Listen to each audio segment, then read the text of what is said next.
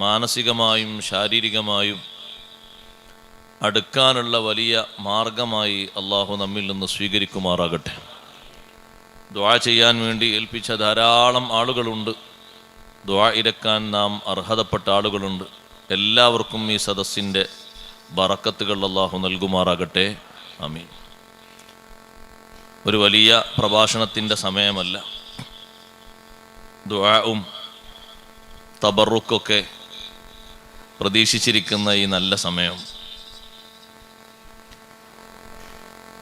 ഒരൊറ്റ കാര്യം മാത്രം സൂചിപ്പിക്കുകയാണ്. ലോകത്ത് ഏറ്റവും കൂടുതൽ ആളുകൾ ആവശ്യപ്പെട്ടുകൊണ്ടിരിക്കുന്ന ഒരു സംഗതിയാണ് സ്നേഹം എന്നത്. തിരിച്ചു കിട്ടാൻ വേണ്ടി എല്ലാവരും കഠിനാധ്വാനം ചെയ്തുകൊണ്ടിരിക്കുന്ന ഒരു വലിയ യാഥാർത്ഥ്യമാണത്.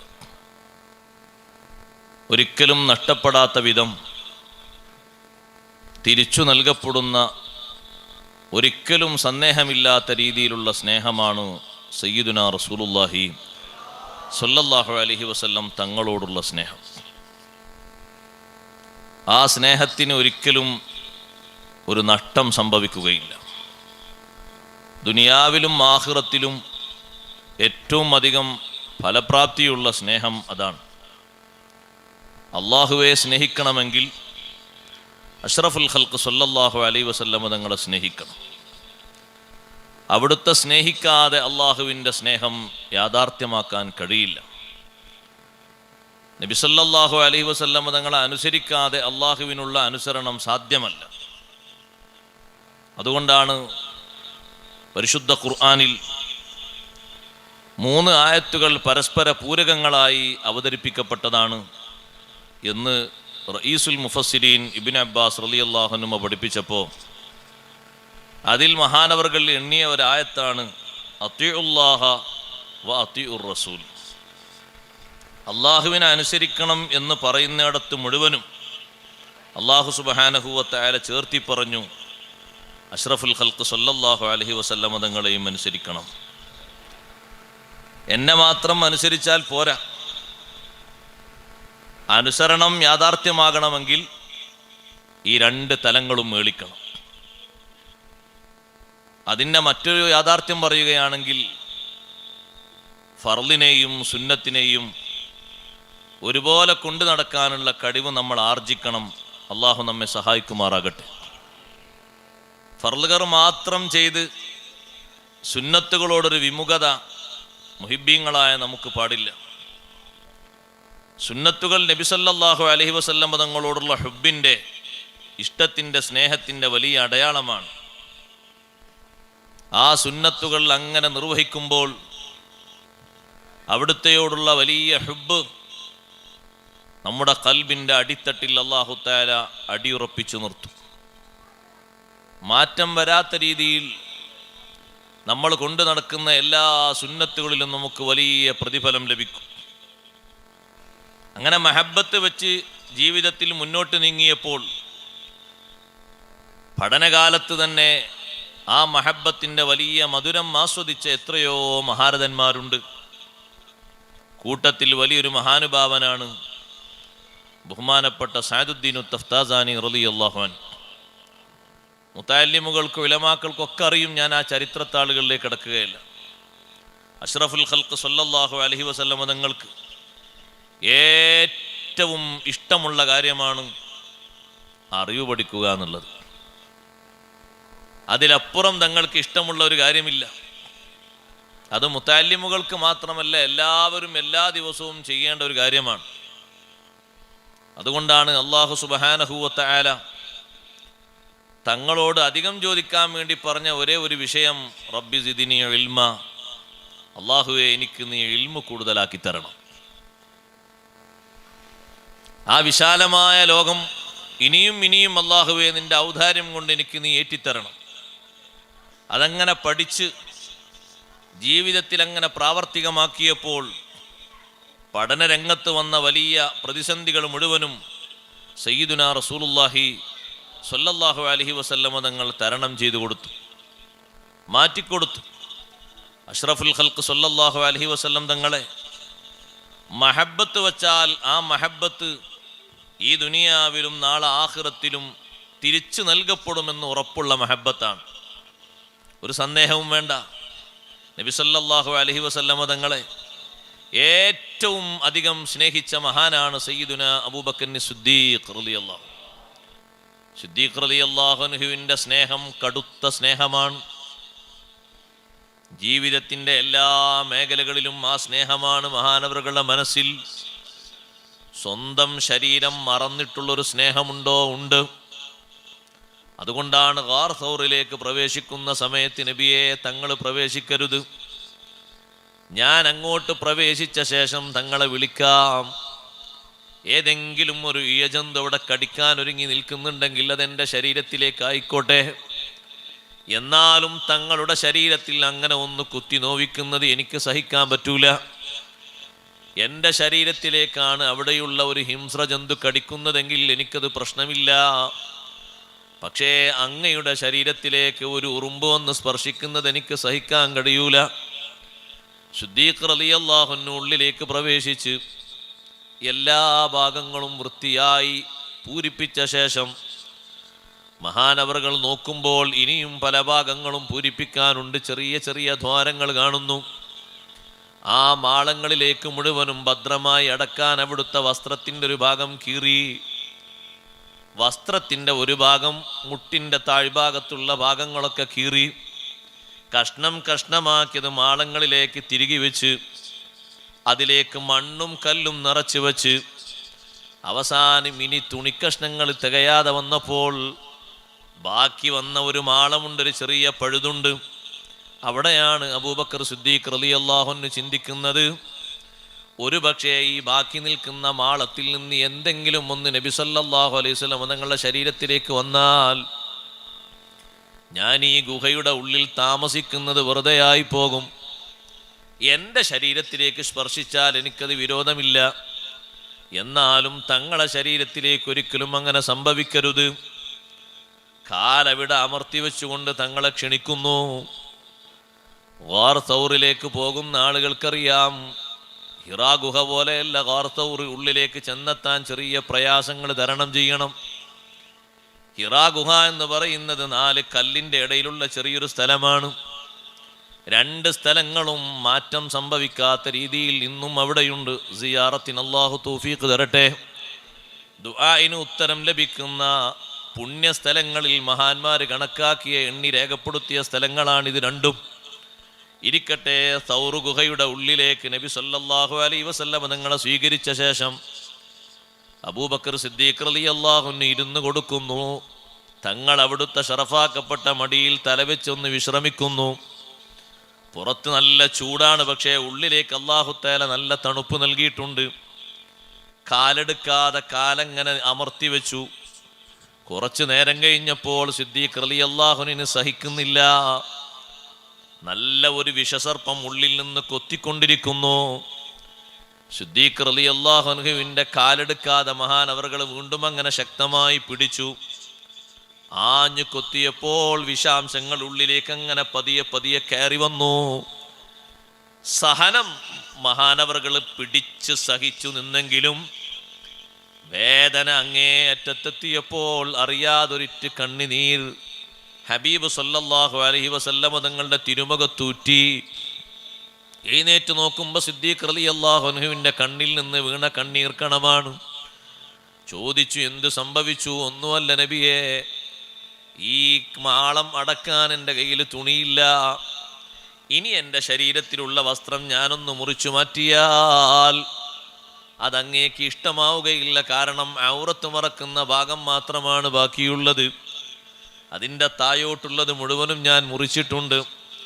ശേഷിച്ച ഒരു മാളമാണ് ഞാൻ ഇങ്ങനെ അമർത്തി ചവിട്ടി പിടിച്ചത്. അതിൻ്റെ ഉള്ളിൽ നിന്നൊരു സർപ്പം എന്നെ കൊത്തി സഹിച്ചപ്പോൾ സഹി കെട്ടപ്പോഴാണ് ഞാൻ കരഞ്ഞുപോയത്. അഷ്റഫുൽ ഖൽഖ് സല്ലല്ലാഹു അലൈഹി വസല്ലം അവിടെ ഉമിനീര് പുരട്ടിക്കൊടുത്തു. വലിയ ശിഫാ ഉടനെ തന്നെ കിട്ടി. അപ്പോഴാണ് മഹബത്തിൻ്റെ മറ്റൊരു വാചകം കൂടി കേൾക്കുന്നത്. ഇമാം റാസി റളിയല്ലാഹു അൻഹു രേഖപ്പെടുത്തിയതുപോലെ ഉള്ളിൽ മറഞ്ഞിരിക്കുന്ന പാമ്പ് സംസാരിക്കുന്നു. വർഷങ്ങൾക്ക് മുമ്പ് ഞാനിവിടെ താമസമാക്കിയിട്ടുണ്ട്. ലിമ ഹജബ്തനീ, നിങ്ങൾ എന്തിനാണ് എന്നെ തടഞ്ഞത്? ഞാൻ ഇതുവഴി ഇങ്ങനെ ഇഴഞ്ഞു പോകുമ്പോഴാണ് ഹബീബ് സല്ലല്ലാഹു അലൈഹി വസല്ലം തങ്ങൾ ഇങ്ങോട്ട് വരുന്നു എന്ന് മൺതരികൾ വാസനിച്ചപ്പോൾ എനിക്ക് മനസ്സിലായത്, നിങ്ങൾ എന്തിനാണ് എന്നെ തടഞ്ഞത്? അതുകൊണ്ടാണ് ആ മുഖമൊന്നു കാണാൻ ഒളിഞ്ഞിരിക്കുന്ന എൻ്റെ അനുരാഗം നടക്കട്ടെ എന്ന് കരുതി ഞാനൊന്ന് കുത്തിയത്.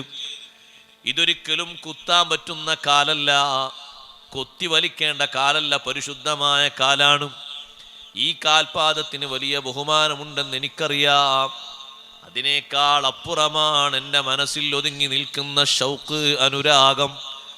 ആ അനുരാഗം തികട്ടി വന്നപ്പോൾ കാണാനുള്ള അതിയായ ആഗ്രഹം കൊണ്ടൊന്ന് കൊത്തിയതാണ്.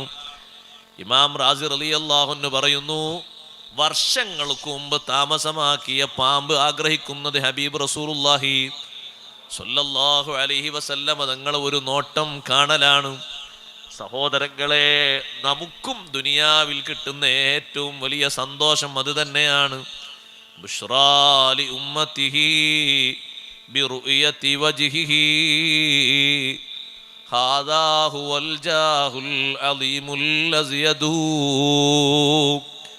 അവിടുത്തെ ഉമ്മത്തിനുള്ള ഏറ്റവും വലിയ സന്തോഷം തിരുമുഖമൊന്ന് ദർശിക്കലാണ്. അല്ലാഹു തൗഫീഖ് നൽകട്ടെ.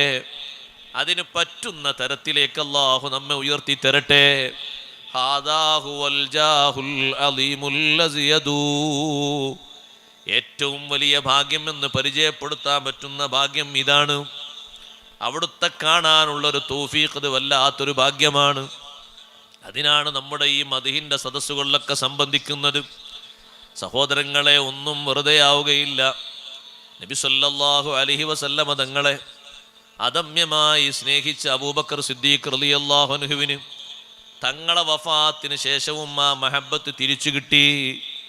ജീവിതകാലത്ത് എത്രയോ തവണ തിരിച്ചു കിട്ടിയിട്ടുണ്ട്. 1, 2, 10, 100 തവണയല്ല. ഞാനത് വിശദീകരിച്ചാൽ തീർക്കാൻ കഴിയൂല. മഹബത്ത് കൊണ്ട് സിദ്ദീഖ് തങ്ങൾക്ക് വേറെ തന്നെ സ്ഥാനം കിട്ടി.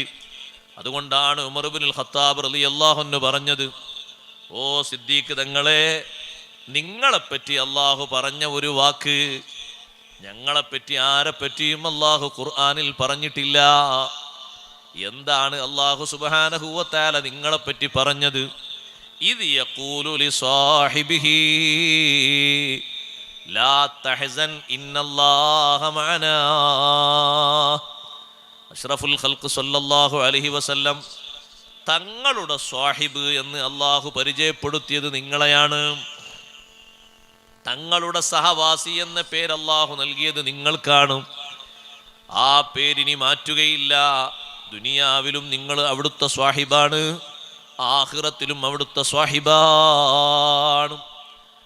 ആ സഹവാസം കൊണ്ട് വലിയ മഹത്വമാണ് കിട്ടിയത്. തങ്ങളോടൊപ്പം ഹിജ്റ പോകാൻ പലരും ആഗ്രഹിച്ചിരുന്നു.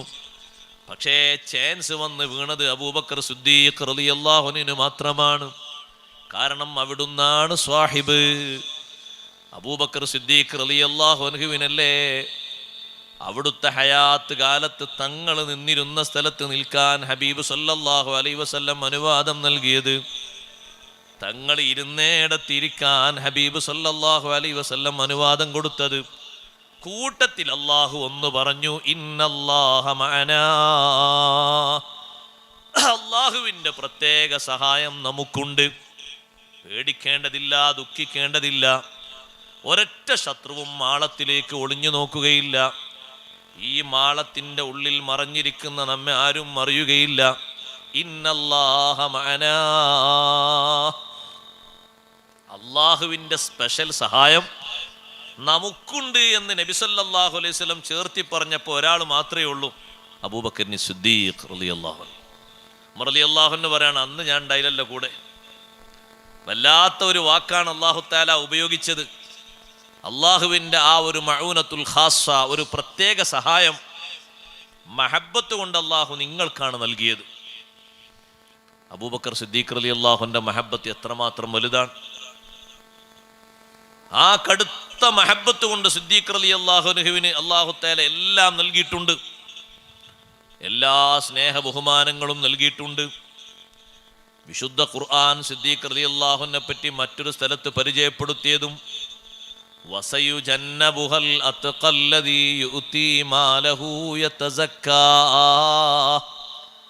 ആ നരകത്തിൽ നിന്ന് ബഹുദൂരം മാറി നിൽക്കും അൽ അത്ഖാ, വിശുദ്ധനായ വ്യക്തി, തഖ്വയുള്ള വ്യക്തി മാറി നിൽക്കും.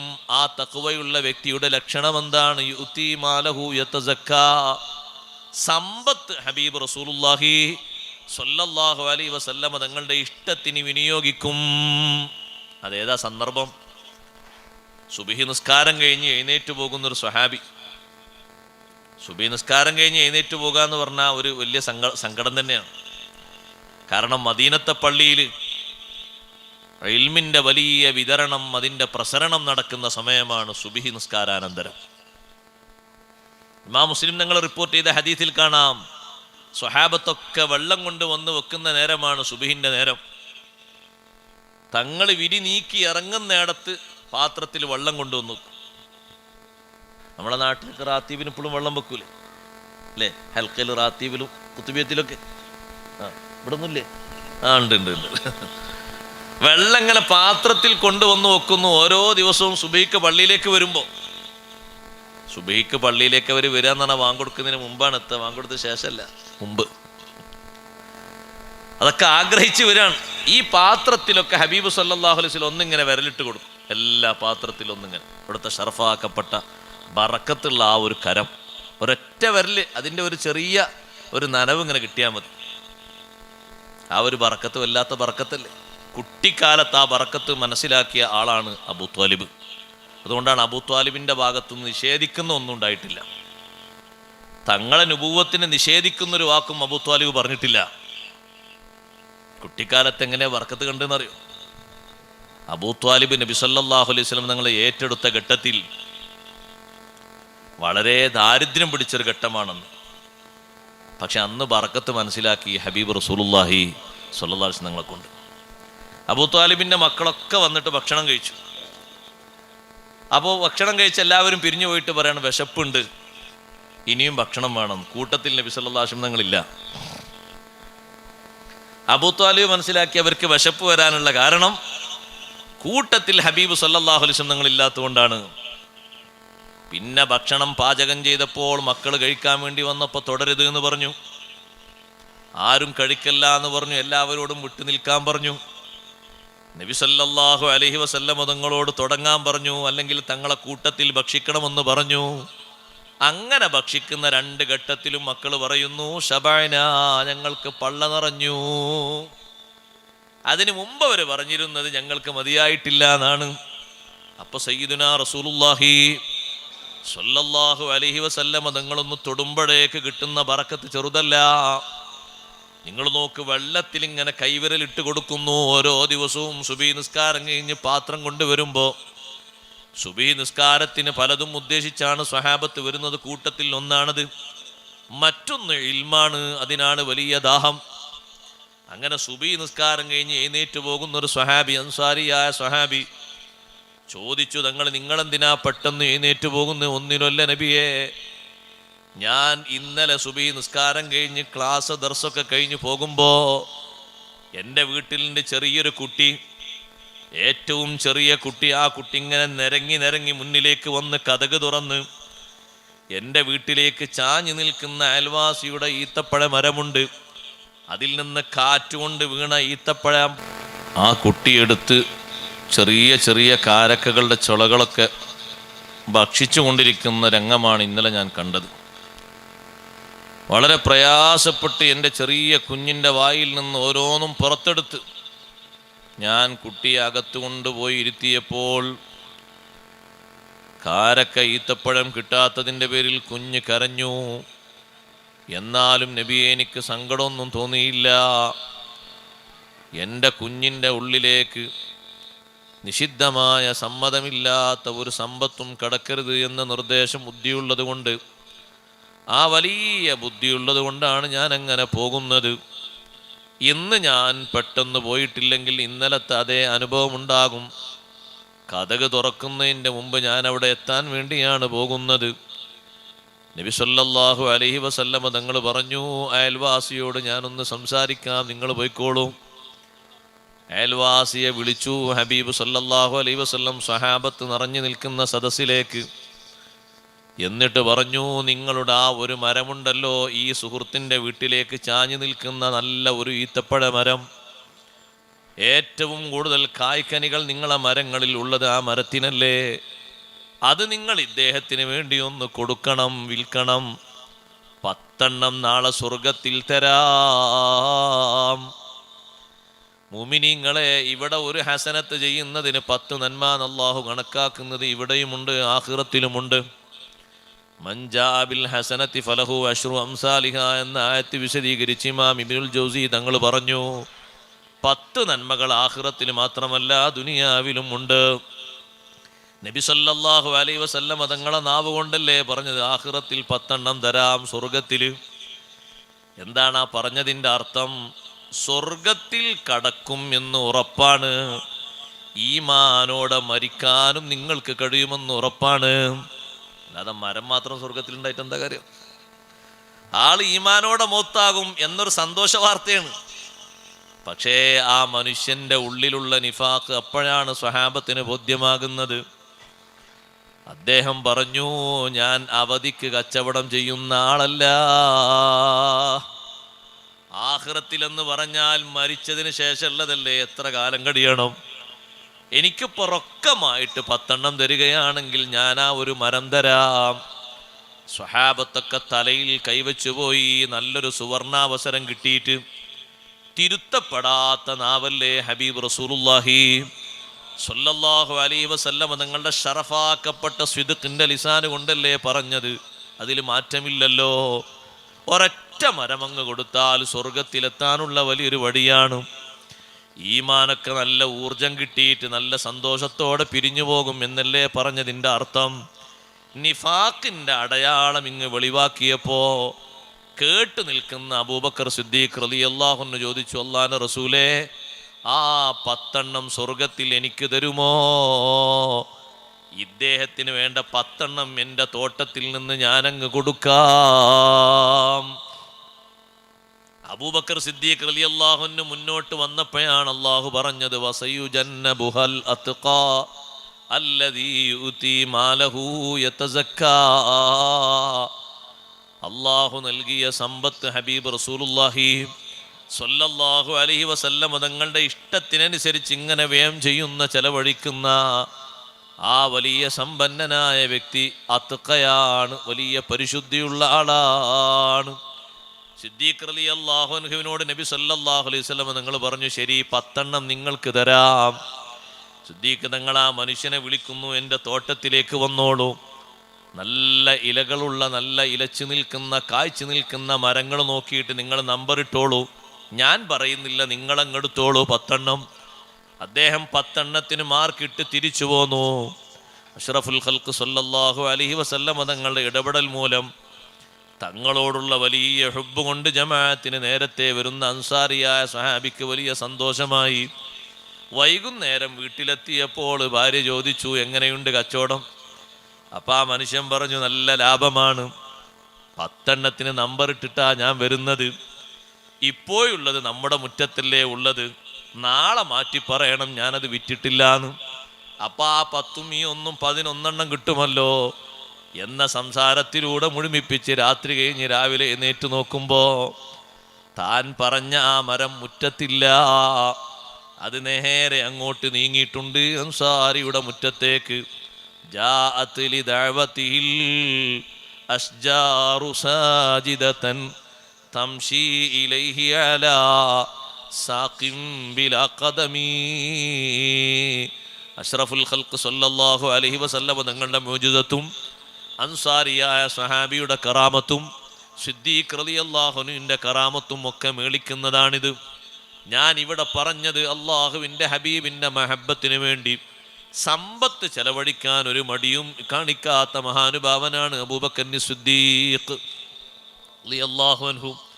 അതുകൊണ്ടല്ലേ വഫാത്തിന് ശേഷം സിദ്ദീഖ് റളിയല്ലാഹു അൻഹുവിൻ്റെ ജനാസ നിസ്കാരം കഴിഞ്ഞ് സ്വഹാബത്ത് മുഴുവനും തിരുവാതിൽക്കൽ ചെന്നിട്ട് പറഞ്ഞു, അബൂബക്കർ ബിൽ ബാബി യാ റസൂലല്ലാഹ്, മഹബത്ത് വച്ചാൽ ദുനിയാവിൽ മാത്രമല്ല മരണത്തിൻ്റെ ശേഷവും ആഖിറത്തിലും ഒക്കെ അതിന് പ്രതിഫലനമുണ്ട് എന്നതിന് വലിയൊരു തെളിവാണിത്.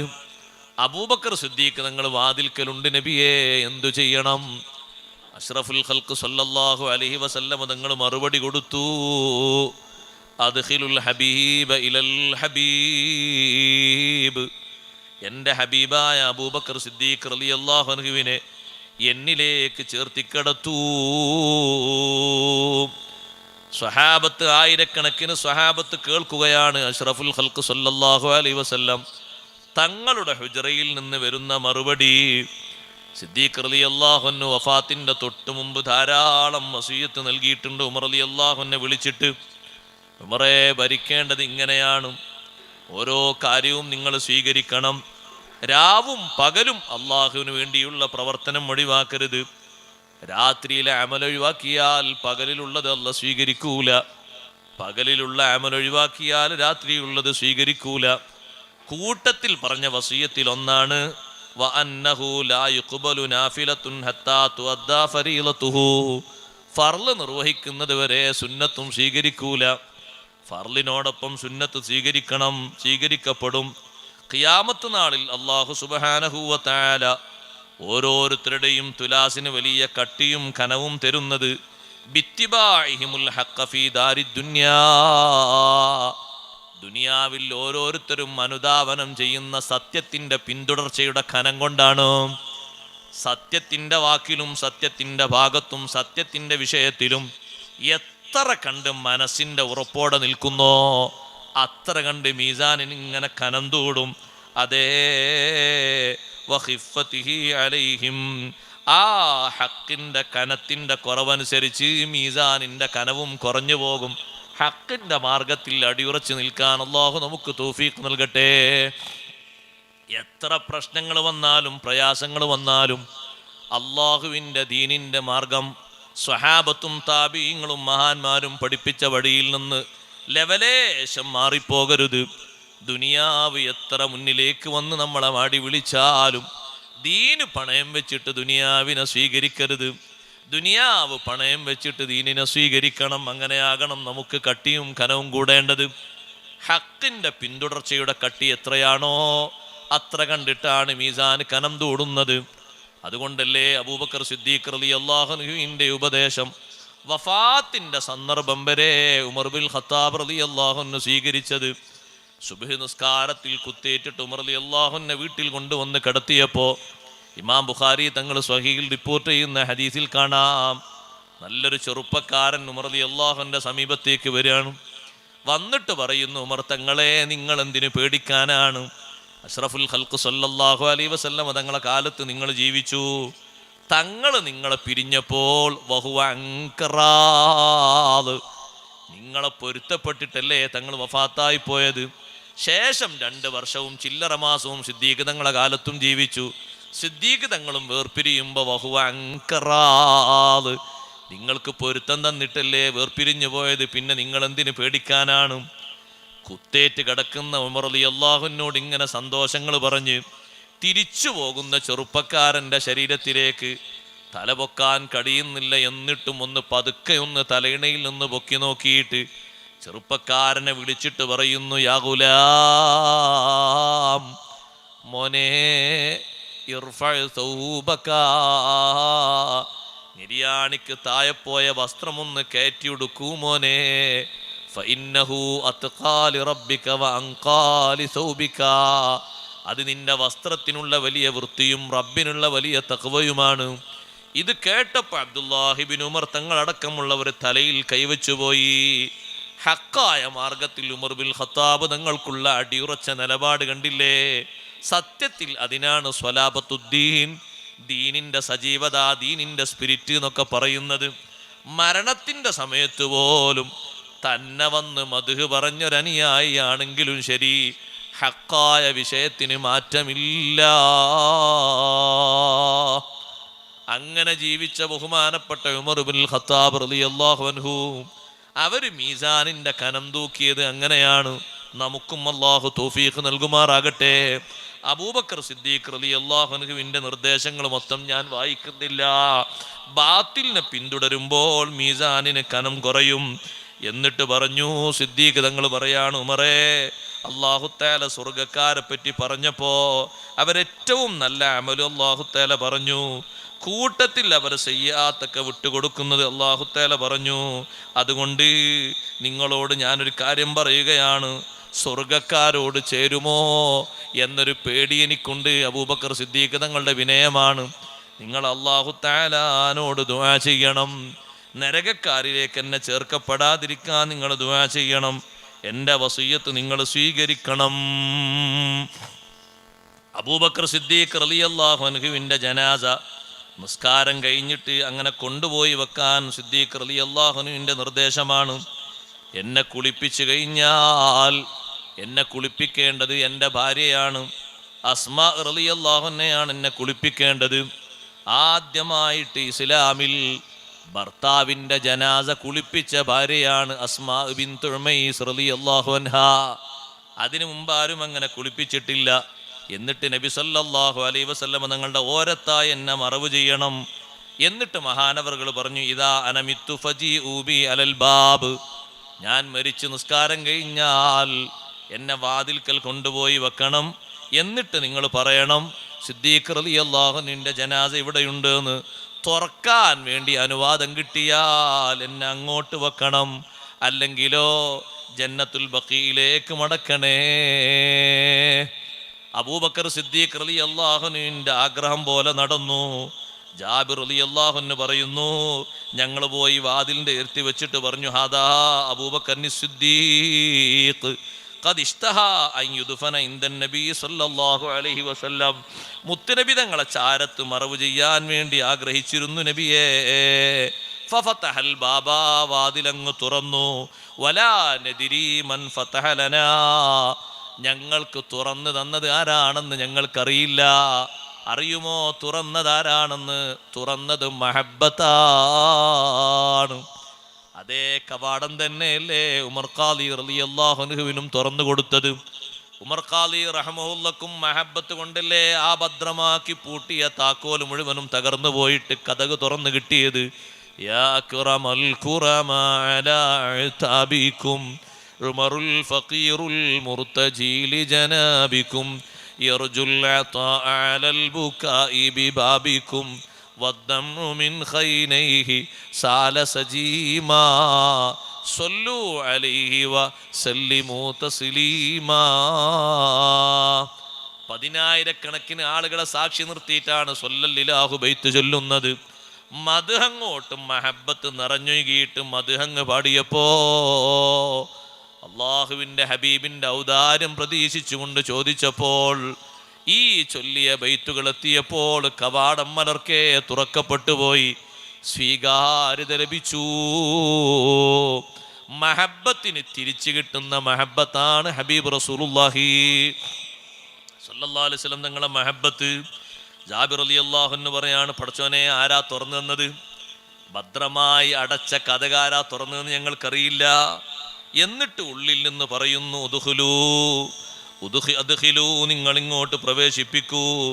അദ്ഫിനൂഹു കറാമാ, വലിയ ബഹുമാനത്തോടെ മറവ് ചെയ്യൂ. വലാ നറാ ശഖ്സൻ, ഒരു വ്യക്തിയെയും ഞങ്ങൾ കാണുന്നില്ല. വലാ ശൈഅൻ, ഒന്നിനെയും കാണുന്നില്ല. അതേ ബഹുമാനം തന്നെ ഉമർ ബിൻ ഖത്താബ് റളിയല്ലാഹു അൻഹുവിനും കിട്ടിയിട്ടുണ്ട്. ആയിഷ ബീവി റളിയല്ലാഹു അൻഹയുടെ സമ്മതപ്രകാരം, ഞാൻ നീട്ടിക്കൊണ്ടുപോകുന്നില്ല, ഹബീബ് റസൂലുള്ളാഹി സ്വല്ലല്ലാഹു അലൈഹി വസല്ലം നിങ്ങളെ സ്നേഹിക്കണം. സ്നേഹിച്ചാൽ ആ മഹബ്ബത്തിൻ്റെ സമ്മാനം തിരിച്ചു കിട്ടും. ഷെയ്ഖ് അബ്ദുൽ ഖാദിർ ജീലാനി റളിയല്ലാഹു അൻഹു കിട്ടിയില്ലേ സഹോദരങ്ങളെ? അതുകൊണ്ടാണ് ഇമാം ബുസീരി തങ്ങൾ നമ്മെ പഠിപ്പിച്ചത്, വലൻ തറാ മിൻ വലി ഇൻ ഗൈറി മുൻതസിരി ബിഹി വലാ മിൻ അദുവിൻ ഗൈറ മുൻഖസിമി മൗലായ സ്വല്ലി വസല്ലിം ദായിമൻ അബദാ അലാ ഹബീബിക ഖൈറിൽ ഖൽഖി കുല്ലിഹിം. ഷെയ്ഖ് ജീലാനി റളിയല്ലാഹു അൻഹു ദർസ് പഠിച്ചു. എത്ര കൊല്ലമാണ് പഠിച്ചു? 18ാമത്തെ വയസ്സിൽ നാട്ടിൽ നിന്നുള്ള പഠനമൊക്കെ കഴിഞ്ഞ് ബഗ്ദാദിലേക്ക് പോയി. 50 വയസ്സ് വരെ നീണ്ട 33 വർഷം ഇൽമങ്ങ് പഠിച്ചു. തിരിച്ച് ബഗ്ദാദിന്റെ പല പ്രദേശങ്ങളും ചുറ്റിക്കറങ്ങി നോക്കുന്ന സമയത്ത് സുബ്ഹാനല്ലാഹ് എങ്ങനെ പ്രബോധനം ചെയ്യാനാണ്. പഠിക്കുന്ന ഓരോ സുന്നത്തും അന്ന് തന്നെ ജീവിതത്തിൽ ശീലമാക്കിയിട്ടുണ്ട്. ഒരൊറ്റ സുന്നത്തും മാറ്റിയിട്ടില്ല. ആ നിലക്ക് ഹുബ്ബ് വെച്ചു. അതുകൊണ്ടാണ് ഉസ്താദായ ഹമ്മാദ് റളിയല്ലാഹുവിന്റെ അടുത്ത് പഠിക്കുന്ന സമയത്ത് ഒരുപാട് പരീക്ഷണങ്ങൾ നേരിട്ടു. പക്ഷെ ആ പരീക്ഷണങ്ങളൊക്കെ നബി സല്ലല്ലാഹു അലൈഹി വസല്ലമയുടെ ഹുബ്ബ് കൊണ്ട് ജയിച്ചുപോയി. ടൈഗ്രീസ് നദിക്ക് മുകളിലുള്ള പാലത്തിലൂടെ വെള്ളിയാഴ്ച നല്ല തണുപ്പുള്ള കാലത്ത് ഷെയ്ഖ് ഹമ്മാദ് ദബ്ബാസ് റളിയല്ലാഹുവിന്റെ കൂടെ ഷെയ്ഖ് ജീലാനി തങ്ങളും മറ്റൊക്കെ നടന്നു പോകുമ്പോൾ ഉസ്താദ് ഒന്നിങ്ങനെ തിരിഞ്ഞു നിന്നിട്ട് ഷെയ്ഖ് ജീലാനി റളിയല്ലാഹുവിനെ ഇങ്ങനെ പൊക്കിയിട്ട് താഴെയുള്ള നദിയിലേക്ക് അങ്ങിട്ടു. അപ്പോൾ ബാക്കിയുള്ള ശിഷ്യന്മാർ കരുതി ഇനി ഏതായാലും ദർസിലേക്ക് വരില്ല, പോയിക്കോളും. പക്ഷെ ഷെയ്ഖ് ജീലാനി റളിയല്ലാഹുവിന് അപ്പോഴും മഹബത്തിലാ.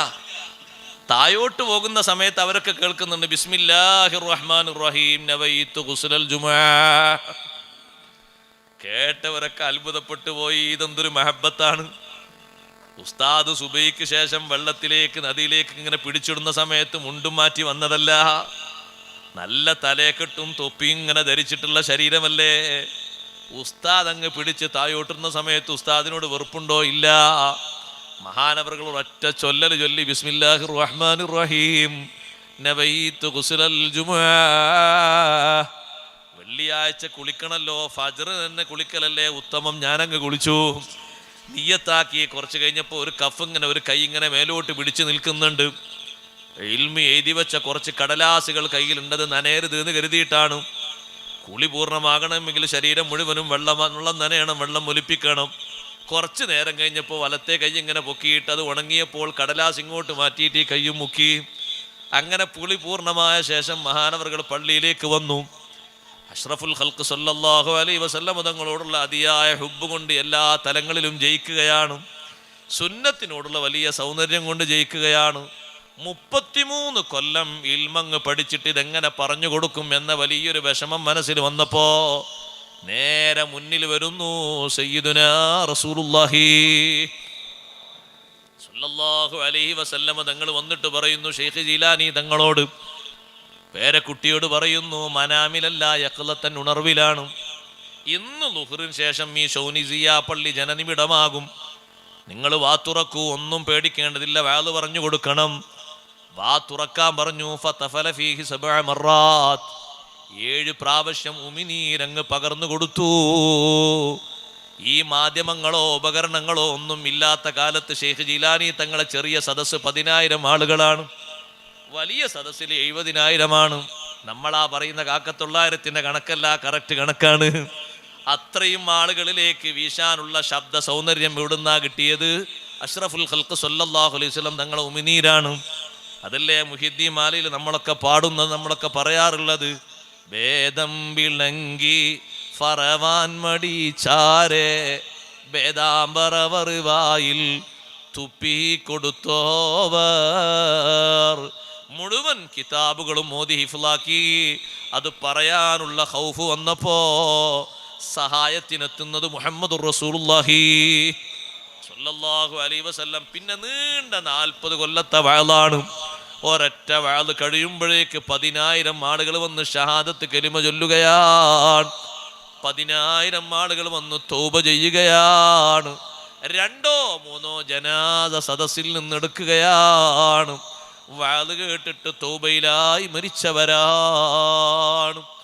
അതുകൊണ്ട് ഞാനൊരു സൂചനക്ക് പറഞ്ഞതാണ്, കൊടുത്താൽ നഷ്ടമാകാത്ത രൂപത്തിൽ അനുഭവിക്കാൻ പറ്റുന്ന സ്നേഹമാണ് ഹബീബ് റസൂലുള്ളാഹി സ്വല്ലല്ലാഹു അലൈഹി വസല്ലം തങ്ങളോടുള്ള സ്നേഹം. ആ സ്നേഹത്തിൻ്റെ അടയാളങ്ങളിൽ വലിയ അടയാളമാണ് അവിടുത്തെ പ്രകീർത്തനത്തിൻ്റെ സദസ്സ്. വേറെയും അടയാളങ്ങൾ ധാരാളമുണ്ടൊക്കെ ജീവിതത്തിൽ പകർത്താൻ അള്ളാഹു നമ്മെ സഹായിക്കട്ടെ. നമ്മുടെ സദസ്സ് അല്ലാഹു ഖബൂലാക്കി തരട്ടെ.